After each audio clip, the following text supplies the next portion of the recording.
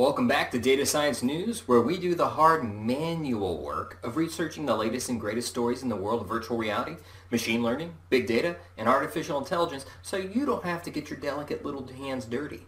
And with that, let's get started. Our first story deals with the problem of Facebook and virtual reality. Some of you may not remember, but not too long after Facebook bought Oculus, Mark Zuckerberg announced that he wanted to get 1 billion VR machines in people's houses across the world. Well, therein lies the problem. You see, it hasn't quite gotten there yet. So what's keeping VR from taking off? In a recent article brought to us by our friends at The Motley Fool, there are a few barriers that are preventing VR from going mainstream. The first of these is cost. If you want a good VR setup, you have to be willing to make a pretty sizable investment. Upwards of $2,000 to $4,000 for a high-quality machine just to run the graphics that are needed to give it that wow factor. Since most people aren't willing to drop that amount of money unless they first tried the technology, this leads to the next potential issue, which is there's a lack of places to test an Oculus. I don't know about you, but I've been to a lot of stores and I've never seen one Oculus system demoed, which means people who aren't already interested in buying the machine probably won't go purchase one sight unseen. Which leads to another major issue, which is awareness. If people can't test or see the technology in action, they're less prone to know it exists and thus unable to buy one even if they can afford it. This isn't a diss on virtual reality as a whole, but I knew more people who owned a Neo Geo back in the 90s than currently own an Oculus. If you aren't familiar with what a Neo Geo is, just wiki it. However, suffice to say that Facebook and most mainstream consumers have a long way to go before VR becomes something like Ready Player One. In our next story, we're going to talk about the problem of machine learning and elevators.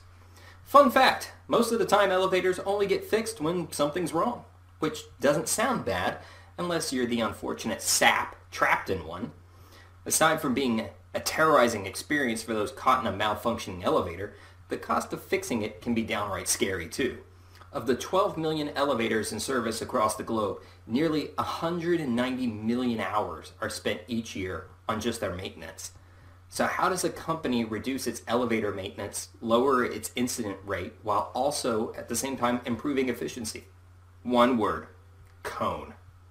Kone, maybe it's pronounced Kone, but Kone, a technology company in Finland, has developed a system that pairs cloud-connected IoT systems with machine learning to improve the communications in elevators.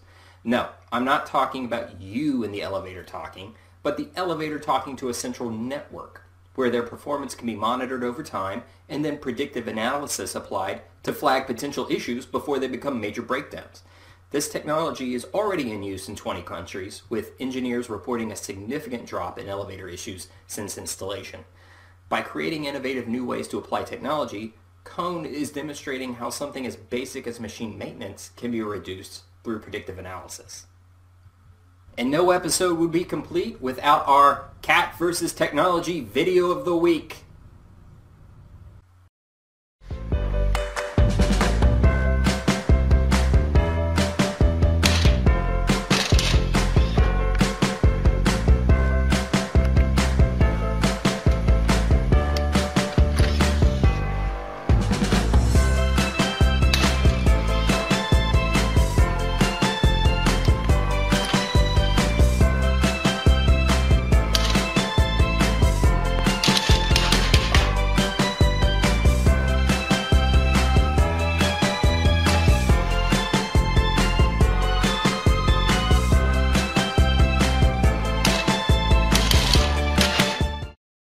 In our next story, we take a look at what happens when AI is paired with groceries.